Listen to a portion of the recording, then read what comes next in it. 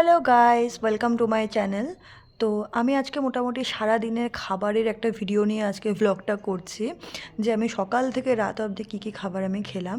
তো আমার জন্মদিন অনেক আগেই হয়ে গেছিলো, কিন্তু বিভিন্ন কারণবশত খাওয়ানোটা হয়নি, যার জন্য আমি আজকে সকালবেলা উঠে মোটামুটি রান্না করতে বসে গেছিলাম জন্মদিনের খাওয়াটা খাওয়ানোর জন্য। তো এখানে সেরকমভাবে বেশি কিছু আইটেম করিনি, কিন্তু যেটুকু করেছিলাম ভালোভাবেই করেছিলাম। তো দেখো, প্রথমে এই মাংসটা একটু ম্যারিনেট করে নিচ্ছিলাম। এটা ছিল মুরগির মাংস। তো আমাদের বাড়িতে আবার কেউ পাঁঠা খায়, মুরগি খায় না, মুরগি খায় পাঁঠা খায় না, এরকম টাইপের একটা ব্যাপার আছে। তো সবার কথা চিন্তা করেই আর কি মানে মুরগির মাংসটা আনা হয়েছিল।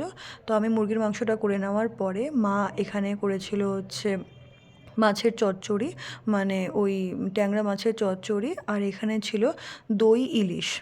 তো মোটামুটি মা দই ইলিশটা ভালোই করেছিল, খুবই ভালো করেছিল বলতে গেলে।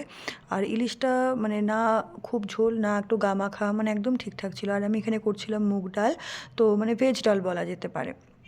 তো এই ভেজ ডালটা মোটামুটি খুব ভালোভাবে হয়ে গেছে। আর ভেজ ডালটার সাথে খাওয়ার জন্য ছিল হচ্ছে বেগুন ভাজা। তো এতটুকুই ছিল জন্মদিনের খাবার দাবার। তো সবাই খেয়ে চলে যাওয়ার পরে আমাদের এখানে একটা ছোট্ট করে মেলা হয় শিবরাত্রি উপলক্ষে। তো সেখানে গিয়ে দেখো আমরা কী কী খেয়েছিলাম, তো সেটাই ছোটো করে ভিডিও করেছিলাম। প্রথমে খেয়েছিলাম পাপড়ি চাট, তারপরে খেয়েছিলাম ভেলপুরি, আর এখানে যে দিদিমাটা মানে বসেছিল ভাপা পিঠে নিয়ে, সেখান থেকে একটা খেলাম হচ্ছে পাটিসাপটা, আর একটু বাড়ির জন্য আমিত্তি নিলাম। আর এখানে খেলাম হচ্ছে ফুচকা, আর তারপরে আমার বোন নিল হাওয়াই মিঠাই, তো সেটাও খেলাম। আর লাস্টে আমরা খেলাম গোলা। তো বেসিক্যালি বলতে গেলে গোলাটা অতটা ভালো ছিল না, বাট আমরা এনজয় করেছিলাম। ওকে, বাই।